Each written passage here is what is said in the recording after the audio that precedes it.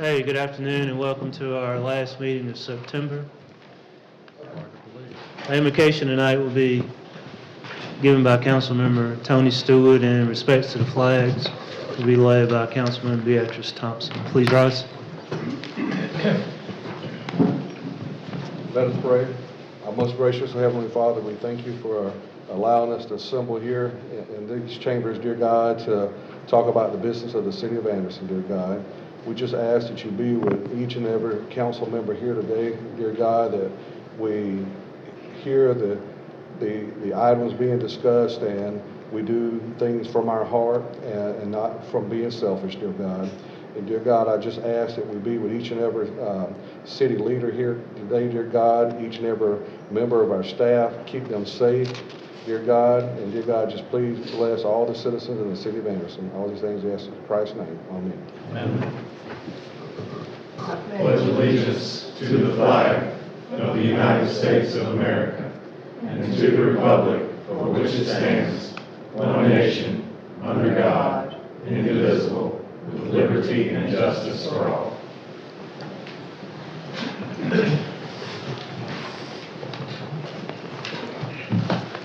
The minutes of our September the 11th meeting have been distributed. Are there any corrections or additions to the minutes? Not hearing any, do I have a motion to approve? So moved. First by Mr. Newton, Second. second by Dr. Thompson. All those in favor say aye. Aye. Opposed? The minutes of September 11th pass unanimously. I have a couple items of old business, and the first item is request second reading of ordinance 2318 to establish new seat boundaries. Mr. McEwen. All right, thank you. This item was continued from second reading at our September 11th meeting with direction to staff to meet with council members who expressed interest in looking at additional redistricting options over the last 2-week time period between the two meetings. Staff did meet on September the 13th with council members Tony Stewart, Dr. Thompson, and Jeff Roberts to explore additional possible amendments to the maps.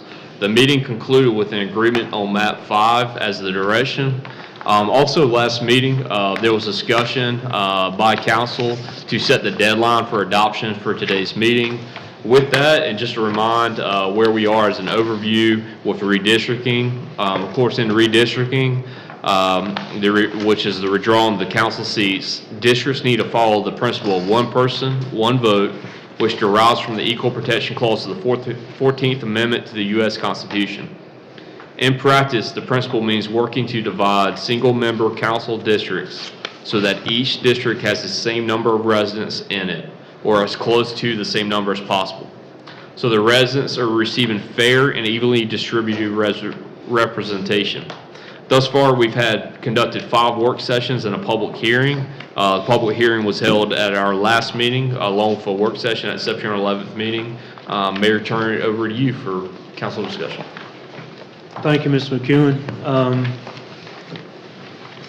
I will just open the floor up to any questions on the agenda item.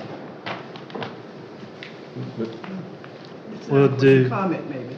Yes, ma'am. Dr. Thompson. Then Mr. Stewart. Tony? Go ahead, Dr. Thompson. Okay. Well, this has been a really, I guess you might say, trying time in what we have tried to accomplish with redistricting. And I know for all the members sitting here that we had to look at what was required, what we had to do to meet the requirements legally, and that was to redistrict our city. And right now we have 6 districts, 1, 2, 3, 4, 5, 6, and 2 at-large members. And so we realized that in order for us to meet the requirements, we had to go back, based on the census, to redistrict to make sure, as David has said, we have an equal representation in each one of our districts. And that required a lot. He's also mentioned that we met 5 times, trying to be as equally, trying to have as equal representation in each one of our districts. So that required a lot of work. And every member of every one of these seats had to look and see what would be changed in that particular district, that particular seat. And that took some work, particularly in the two minority districts, seat number 5 and seat number 4. That is to meet the requirements, first of all, in representation, number-wise, but very importantly, to meet the requirements of minority representation in these two districts. And so we've had a lot of discussion. I made all the meetings. We've talked back and forth. And so now we come to the case where we just got to make a decision. And I don't know if anybody's just downright happy about what the drawings were, but particularly in the two districts that we had to make adjustments with minority representation, we've gone back and forth to make it be as comfortable and as clear and as equal as possible. And that's Mrs. Stewart and I. We've talked back and forth about minority representation. What could we do to make sure the one vote, one man, particularly minority districts, met the requirements? And so we heard from people in the community, particularly in Districts 4, where the line had to be adjusted. And we heard their voices. We listened. And we knew that something had to be done to make this adjustment fair and equitable to everyone. So we've gone back and forth. We talked about it. And so tonight, we realize we've got to vote. We've got to make a decision. And everybody's not going to be just absolutely happy. But I realize that every single one of us sitting up here had your district, your seat changed, lines changed somewhat. You got in new people, you probably lost some of your constituents. But in the case of seat 5 and seat 4, that's where we really had to make adjustments. And so we heard from particularly in seat 4, the people on the east side of town felt like their community was being kind of messed up or whatever. You were leaving your community, going to another community to make the adjustments. And so we went back to the drawing board, we looked at a lot of things, and finally came to the conclusion that possibly there was one drawing, the 5th one, that probably we had to go with to make everything turn out the way it should. And so I wrestle with this a lot.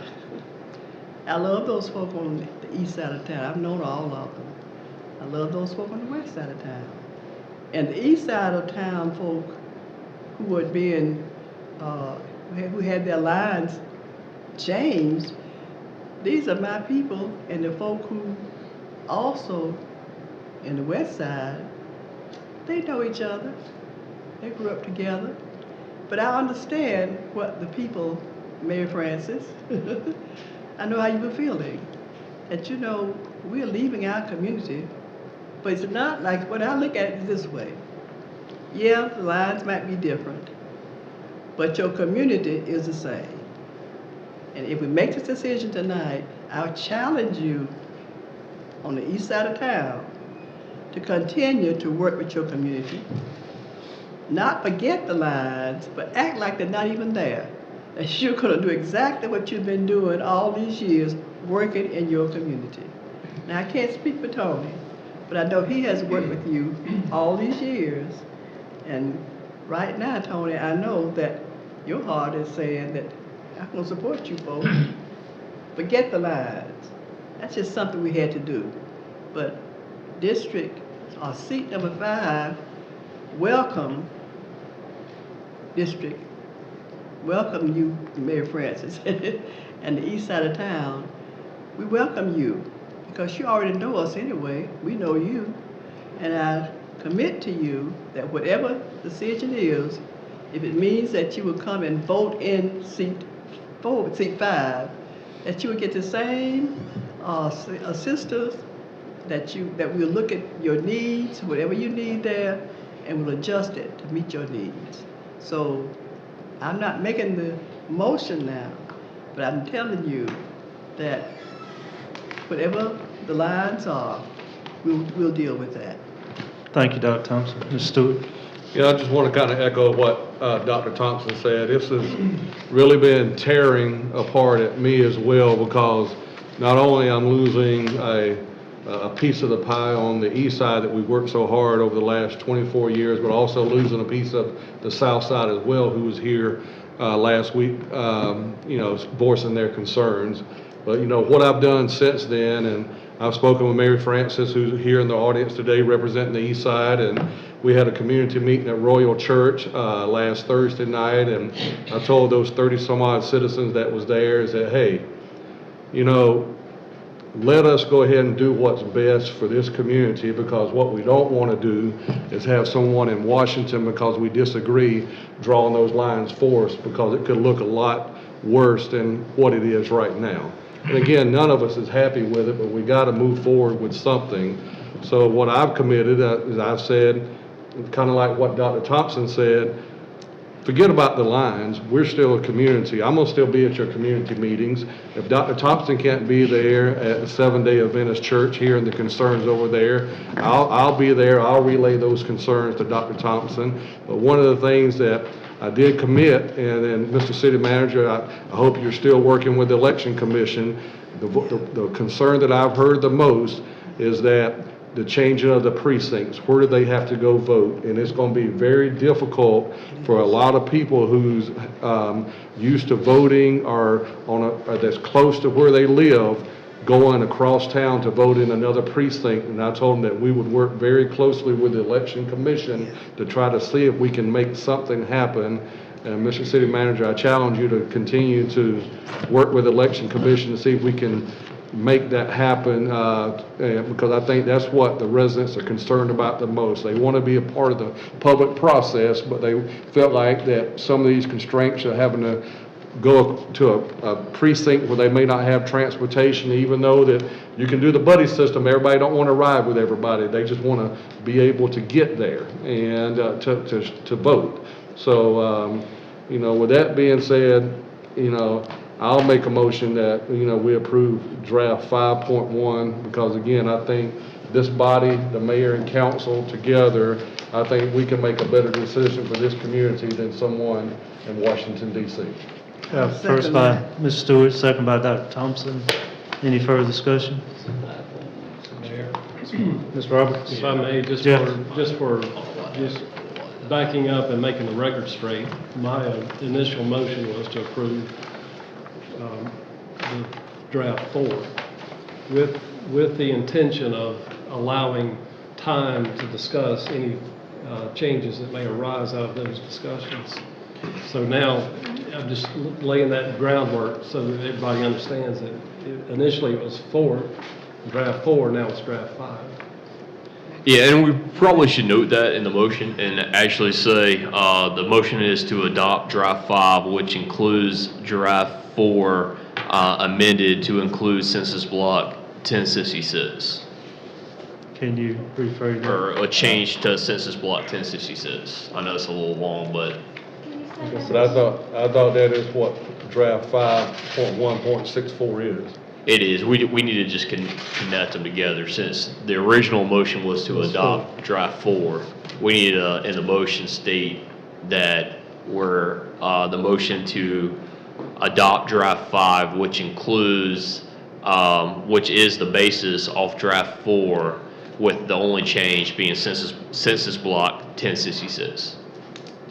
Well, I like, and hopefully I'll get this right, is to amend my motion to go to amend draft 4 to draft 5, which includes Census Block 10.66. Yeah, 1066. That's I'll correction second on that. that motion. I'll second Ms. that Stewart, amended motion. and a second by Dr. Thompson. Any further discussion? All those in favor say aye. Aye. Opposed? That passes unanimously on the second and final reading. And so this goes, just so everyone's clear, this goes into effect, is this today, tomorrow, or is there like a period that Election Commission has to Correct. So what we'll do now is we'll transfer this data to the Elections Commission and work with them in the process of putting it into their database and starting getting the information out to voters so they can start making the changes. And we're still working with the precincts. Yes. And we'll work closely with them. Mr. McLean actually works directly with them, and so. Thank you. Good. Thanks for all the hard work. I know there's a lot Dr. Thompson said, and everybody. I appreciate council and David and his team for shepherding us through this process. Our second item of old business is request second reading of ordinance 2319 to adopt the International Code Congress, the ICC, Administrative Procedures chapters. Mr. McEwen? Okay, Thank you. This is, of course, again, on second reading. We talked about this is to adopt the new state standards of the building codes. We have Maurice McKenzie and is James Whitaker with us tonight as well? Just me. Okay. Yep. Thank you.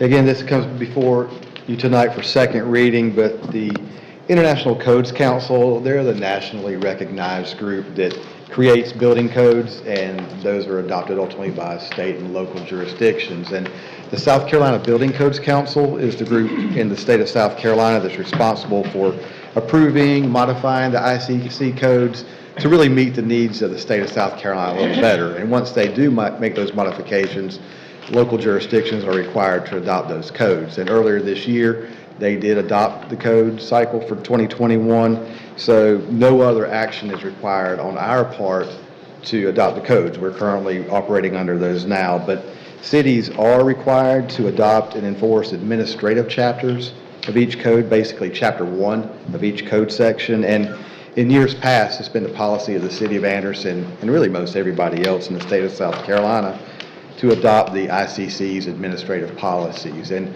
included in your packet at last meeting and also in the packet for this meeting, there is a sample section of a chapter 1. Again, there's about 13 of these code chapters. We don't want to put all those in your packet, but they're all very similar in terms of format and content. So that's in your packet as a reference. But again, this comes before you tonight on second reading. You approved it at your September 11th meeting, so we recommend you move forward with adopting the administrative sections to the code sections that you see in your packet. Thank you, Mr. McKenzie. Yes, sir. Any comments, questions, additional questions? Mr. Roberts, Jeff Roberts? As I stated at the last meeting, this is simply to provide a framework for the enforcement of the international codes. I think it's straightforward. Having said that, I move that we adopt this Chapter 1 of the International Codes. We have a first by Mr. Jeff Roberts. Second. Second by Mr. Lockridge. Any further discussion? All those in favor say aye. Aye. Opposed? It passes unanimously on this second and final reading. We'll move on to new business. First item of new business is request consideration of referral to the Planning Commission, a petition to annex and zone the RM18 multifamily residential, 1.4 acres located at 232 Fritz Drive and approximately 7.75 acres located at Lot 23 Arcadia Drive. Ms. McEwen? Okay, and Mr. McKenzie? Yep, thank you. The applicant proposes to annex the two properties the mayor just mentioned and to combine them with land in their ownership that's already inside the city limits. If you look at your first handout or your first map in your handout, you'll see the two properties we're talking about. They're highlighted in red just as a reference. And again, there was property annexed about 20 years ago around the Beltline connector area, and the same family owns this property, and for whatever reason, these two properties were not included in that annexation back in the day. But again, they're bringing it to us tonight to annex it and combine it with the properties that they already have inside the city. They're requesting a zoning of RM18 multifamily residential, which is consistent with abutting properties that are already zoned inside the city. And the intent of this, the applicant would like to dispose of all their properties, ultimately sell it in order for the property to be developed. Also in your packet, you'll see a very general concept plan. I wouldn't put too much into this because it's very conceptual in nature, but we did include that just so you could see the proximity of these properties to the rest of their property that they own, which makes a little bit more sense as to why they want to dispose it and include it in the property that's already inside the city. But again, this is a referral coming to you tonight. If you refer it, it will go to Planning Commission on October 3rd for the official public hearing. Thank you, Ms. McKenzie. Any comments, questions before we pass it to the Planning Commission? It will come back to us, but any questions? Mayor, if annexed, this would come into my district, so I'd like to make the motion to refer this to the Planning Commission. First by Mr. Newton, Second. second by Mr. Martinez. Any further discussion? All those in favor say aye. Aye. Opposed? That passes unanimously, the passing of this to the Planning Commission. Our second item of new business is request consideration of a preliminary engineering contract for the upgrade of the supervisory control and data acquisition, the SADA systems at the Generosity and Rocky River wastewater treatment plants, and repair replacement of a digester lid at the Rocky River plant. Mr. McEwen? Thank you, Mr. Mayor. As you're aware, we have two large wastewater treatment plants. They're huge assets to the city, and not only the city, but the greater Anderson area, as they serve the city, Anderson County, and Homeland Park. These assets are very important to provide. It's a lifeline to the city as far as a backbone to provide for development. And we're all the time looking at and assessing the equipment out there to make sure that it's in good operable shape, and also that we have plenty of capacity going forward. Mr. Scott Banks has been tasked with doing that. One of the things when he came aboard with us, I tasked him with was to do a full evaluation of both plants to see where we are as far as any upgrades that may be needed, and this is another one here before you. You're starting to see a lot more of these come before you, and that's because we did full assessments at both plants, which in turn has really provided us more capacity through different processes and treatment processes we've been able to bring online and enhance the efficiency at both plants.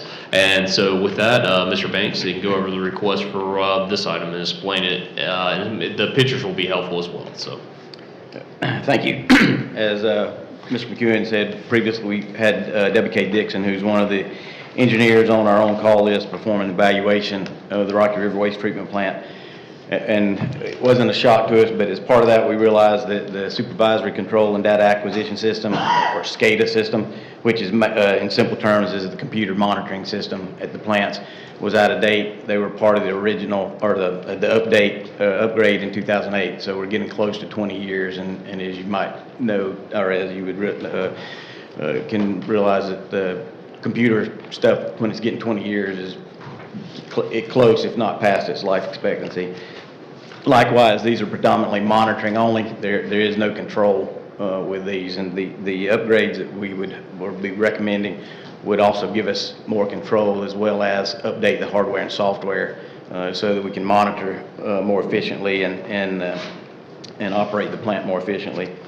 Additionally, with the picture in your handout shows the lids of the 4 digesters at Rocky River.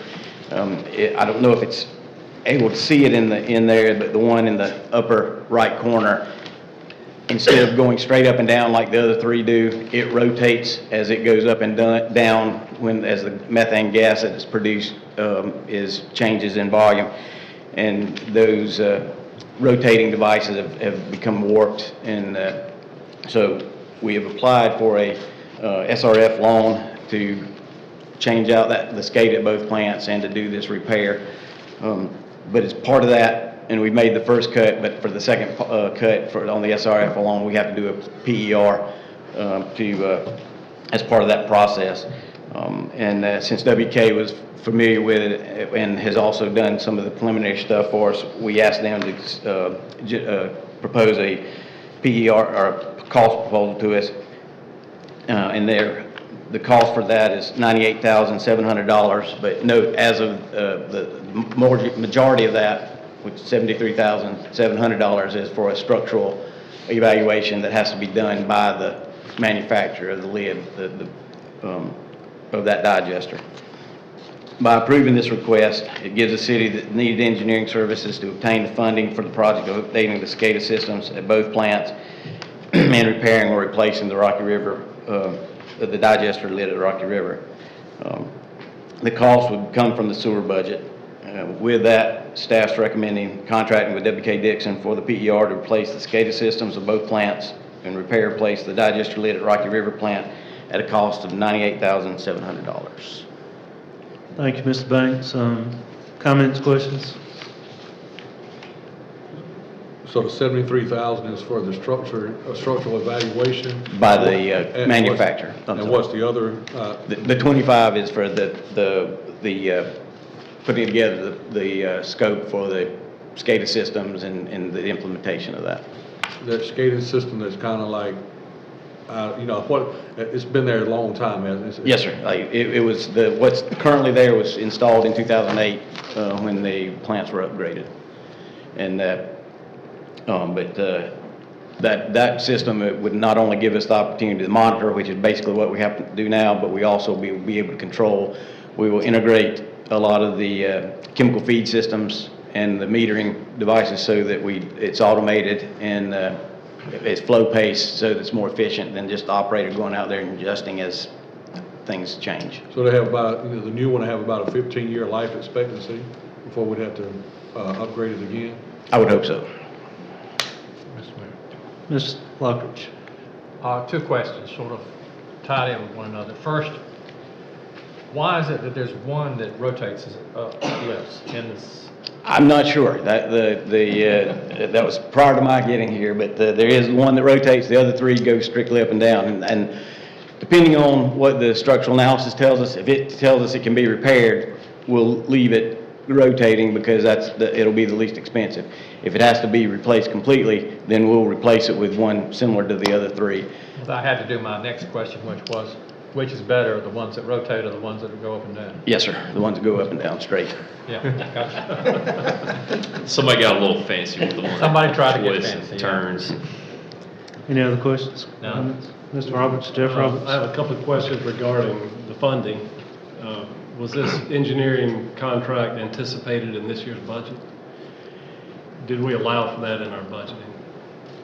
We have funds for these type projects. We didn't necessarily have this particular one, but we have monies in there for, as the projects develop, it was part of it. So we have an engineering professional services category, and so it's coming out of that. And we set a broad amount for that, knowing that throughout the year, we're going to have to do different PERs and so forth to move projects forward. And in this case, moving a project forward to identify the project, and once you do the PR, as you know, I know I explained to an engineer here, but it really helps us move the process on grant funding if there's any opportunity there, because that's always a requirement to have the PER, or in this case, a very low interest, it's usually less than 1%, state revolving fund loan. And so that's what we're looking at as a potential with this. We might combine some other enhancements as well to that, but the first step is always to have that PER.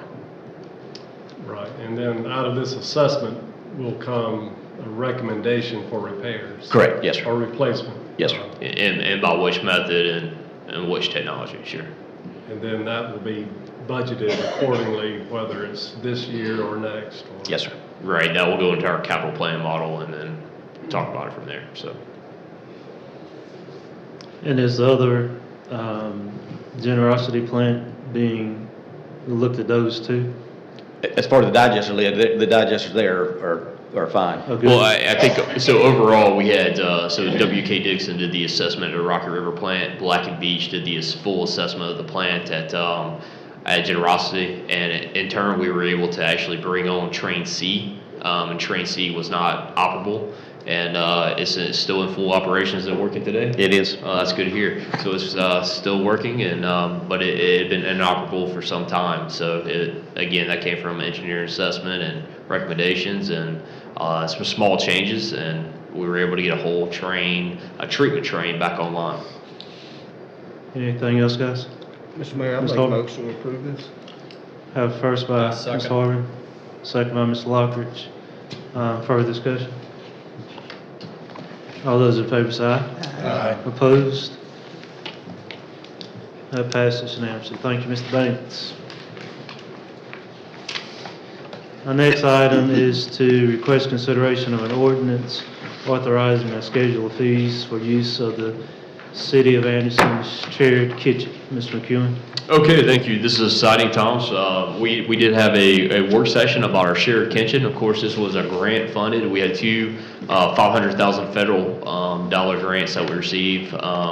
And so it was quite a process through COVID to get all the equipment, especially on the electrical side. We waited on a lot of things, but the shared kitchen is up and running as far as testing the equipment, getting established policies put in place.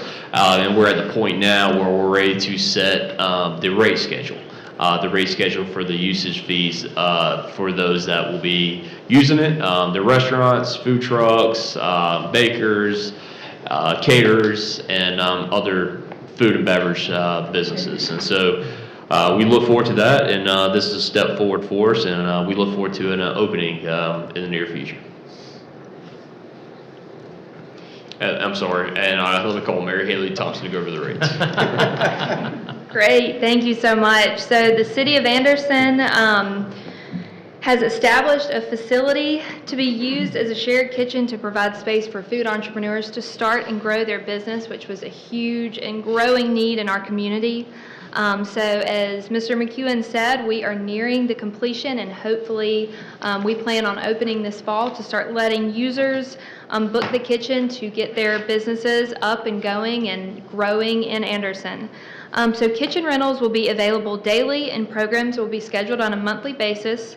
The project will serve as an extension of the city's current business accelerator facilities right next door, making it a full-service operation innovation epicenter of small business development, which is truly not only the first of its kind in the upstate region, but really across South Carolina to have all the resources and networking opportunities and everything that this going to be operating out of this building is truly going to help grow and foster and flourish the entrepreneurial community in Anderson.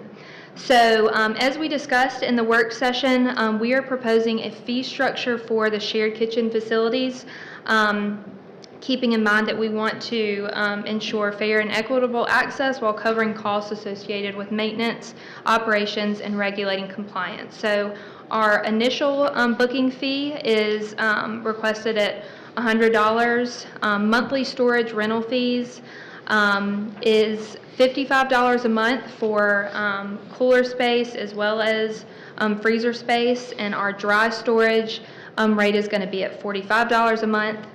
The hourly kitchen rental fees, the first 35 hours will be at $20 an hour, and then the more hours you book, you do get a discount. So after the 35th hour, so from 36 to 80 hours, we're at $18 an hour, and then it drops to $15 an hour for the users that are booking over 80 hours a month. The commissary use fees, which is going to be used by food trucks, trailers, and push carts, so they would have access to the potable water, gray water dumping, dishwashing room, and grease disposal. So since they're not using one of the main kitchens, but still using some of our amenities, that monthly fee would be at $35 a month. So again, we feel that this fee structure is comparable to other cities and public government operated facilities across South Carolina. We feel like they're very comparable and fair, while helping us also cover the cost of what it takes to operate this facility. So this is the proposed fee structure, and I'm happy to answer any questions you have. Thank you, Ms. Thompson. Dr. Thompson? One question I have is, what is the best entrance way into this facility? Because I keep calling, well, where is this place? Oh, where is it? Okay, so it is on Murray Avenue, so it's 110 North Murray Avenue. So it's just 2 bays over from our city economic development offices. So if you come down Murray Avenue, when you turn in the back, is that a good place to, it's not a parking back there, is there? Well, it's just below the parking garage. So just like our economic development offices are right there facing Murray Avenue, below the parking garage is just right next to it.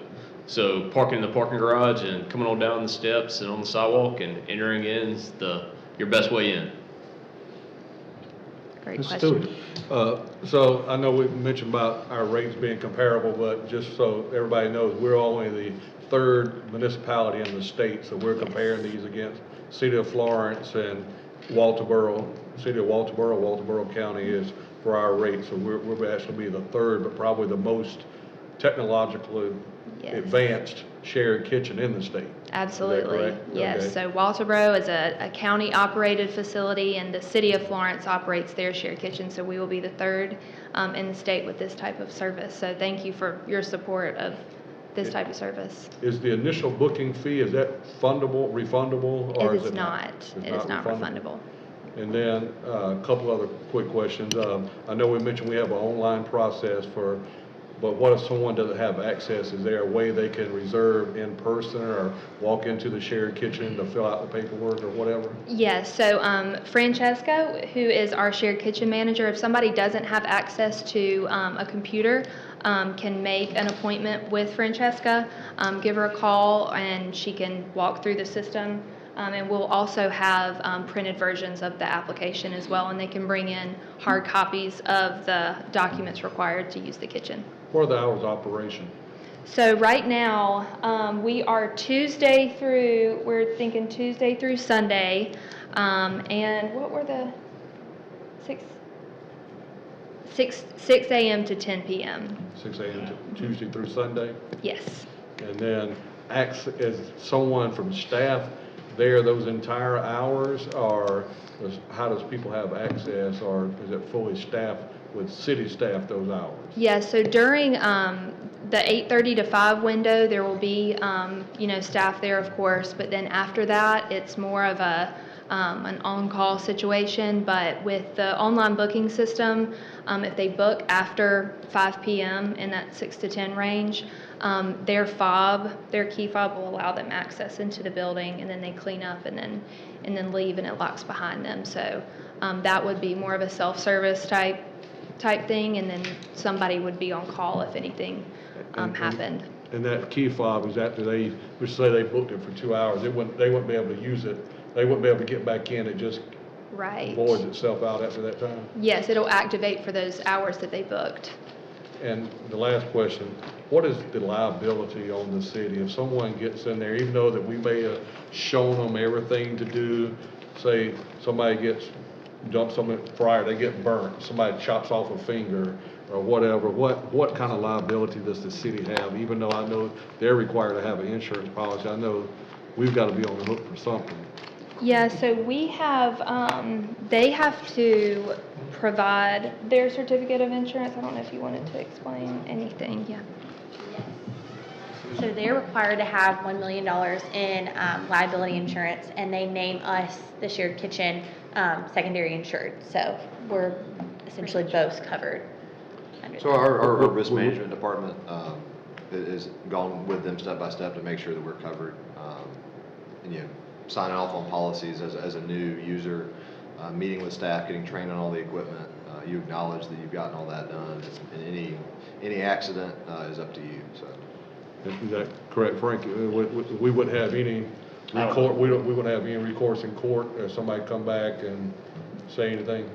I don't think we would. That mean we wouldn't get sued, but I think we'd be fine. We'd cover it. Okay. All right, thank you. Mr. Martinez.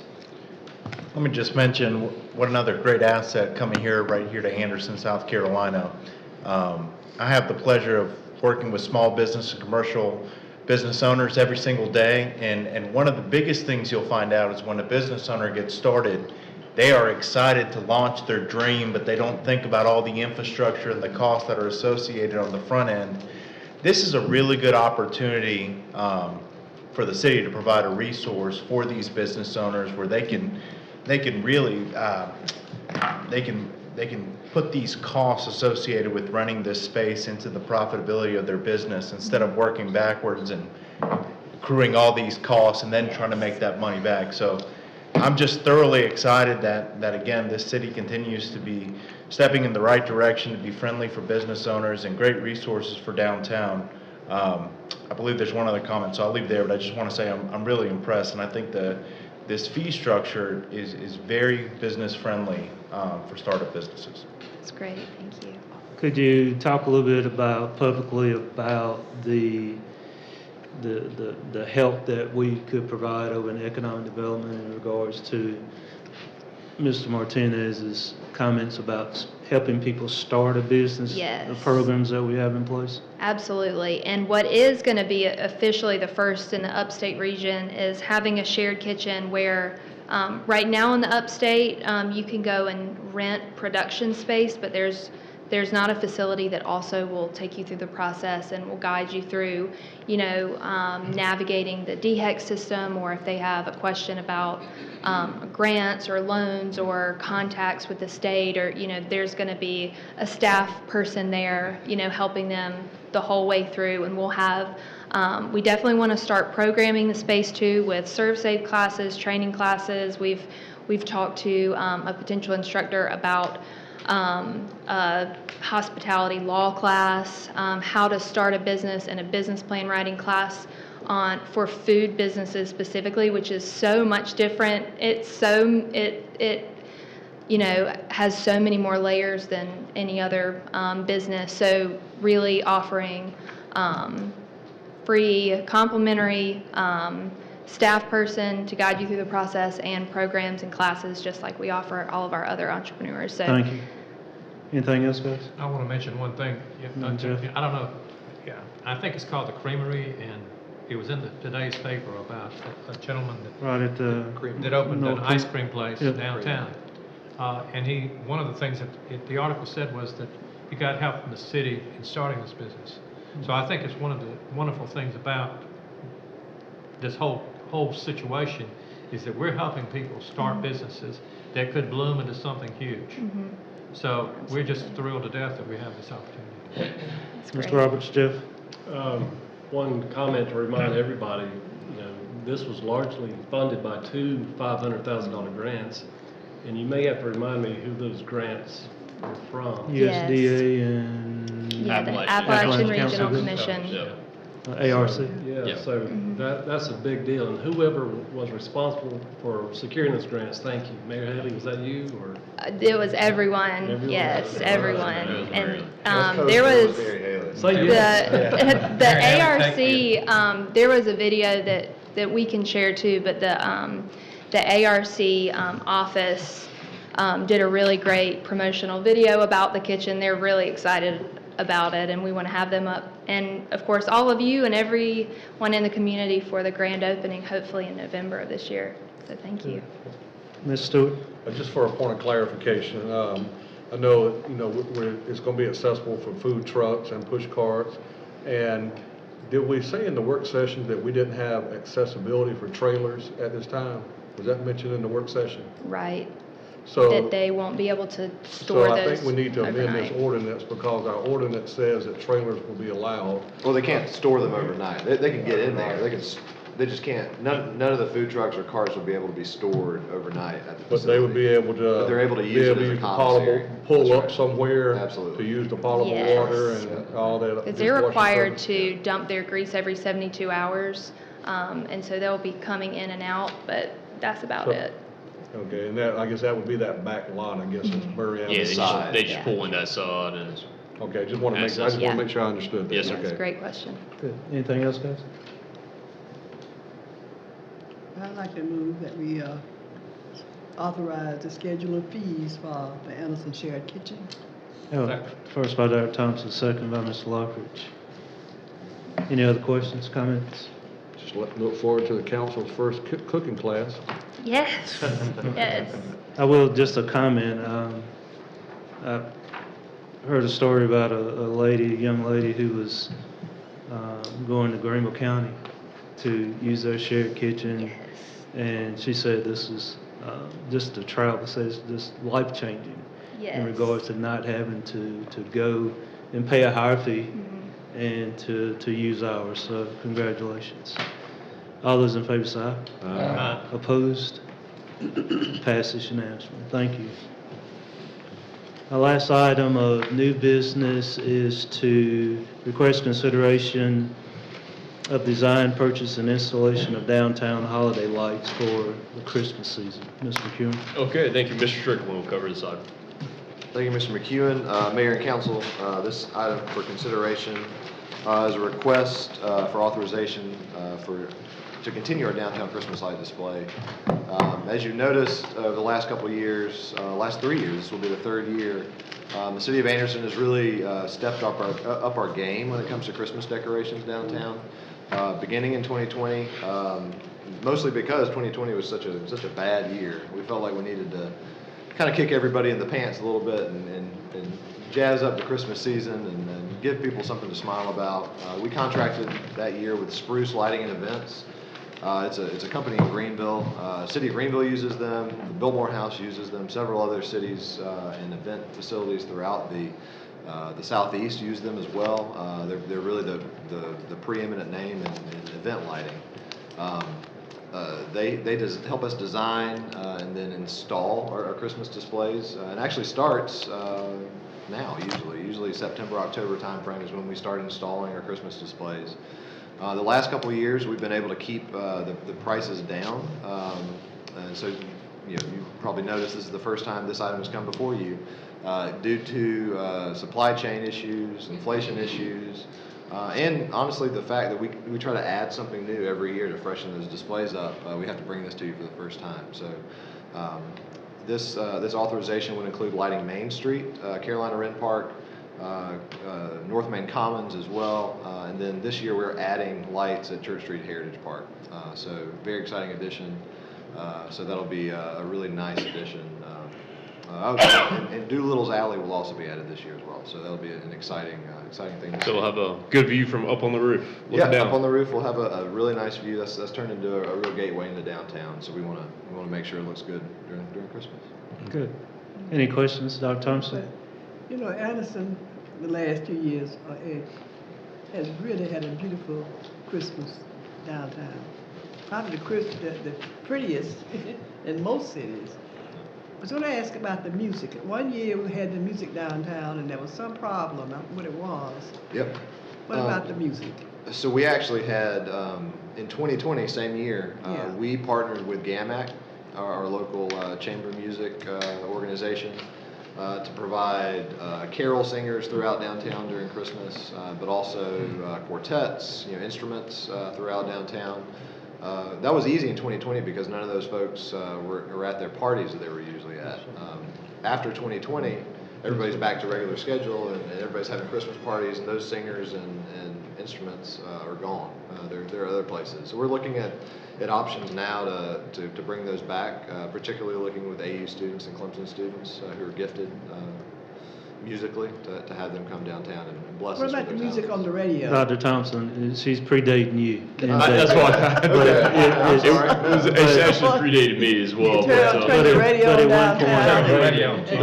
The AM. I'm with Dr. Thompson. Oh, okay. AM What about that frequency. kind of music? No, I don't know when we stopped doing that. You can go to Mayor Street though, and they do a really good they do. job North there. Avenue has some There's really about nice- 4 houses in a row. You can do that. The mayor's gonna be at it Sink this in the year. lights. on the radio station. Yeah, I think so. Okay. She took that technology with her, I guess. I know it's actually a local business that donated their program to the downtown. That's true. Any other questions? Mr. Martinez? Yeah, I'll make this comment real quick. I know several of us have children. Me and myself, I have 3 under the age of 10. And I will tell you, our Christmas experience that we give our citizens here is second to none. And there's more news on this to come out later, but there's even a film that's coming here to be filmed in Anderson, specifically because of the ambiance that we have in our downtown area. If you could just capture these little kids' smiles when they see the tree light up for the first time downtown or do the holiday ice, and you'd pay this money over and over and over again, you'd never question it. So it's a special time for me as a father and as a citizen to be proud of our community and our downtown. So with that, I'll make a motion that we go ahead and we approve the cost for this. First by Mr. Martinez, second by the Mayor Pro Tem. Any further discussion? Mr. Mayor, I'd also like to say, I do hate the fact that it does have to come before you because of the cost associated with it. But like Mr. Martinez brought up just now. I was just sitting, those are my thoughts exactly about how much everyone in our community talks about, loves. We get calls all throughout the year about the lights downtown. Yeah. We all do. And so we know that this is something our community loves. So it's, I think, every dollar well spent. So, yep. Just like to make one, just curious, Mr. City Manager, I know this brings in tourism to our downtown. Why couldn't this be part of the hospitality instead of our general fund? Oh, it is. Yeah, it is. They put general fund here, that's a mistake, It's a sorry. mix of general fund and hospitality. But yeah. Right. I was just saying, for our taxpayers, Good point. hospitality bringing in, I just want to make sure Yes, sir. people It's, know that's it what does people come out pay of for, to hospitality. eat out, hospitality, not costing the taxpayers anything. yes, sir. Good. First and second. No more comments? All those in favor say aye. Aye. Opposed? That passes unanimously. We always have practice of trying to recognize strangers or people in the audience today, and I noticed that we have one of our sororities here today. Would somebody like to tell us who you are and why you're here? You can stay right there. Yes. Hello, my name is Crystal Noble. I am the president of the local Alpha Kappa Alpha sorority chapter, Kappa Zeta Omega here in Anderson. And we're just here because we have an interest in politics. We do a great job of advocating for federal issues and for advocating on state issues. But we just realized we've not done as much as we need to do to know what's going on locally. I kind of regret that we're just coming in on this part, because I feel like we should have been here much earlier to hear more about the redistricting. And we're just gonna let y'all know we're here, and we'll be coming. Occasionally, we may not make every meeting, but we're gonna be coming just to make sure we're aware of what's going on in the community. We do a lot of work in the community, and we just want to let y'all know we're here. Thank you. Thank you. Appreciate you coming. I would entertain a motion to adjourn. So moved.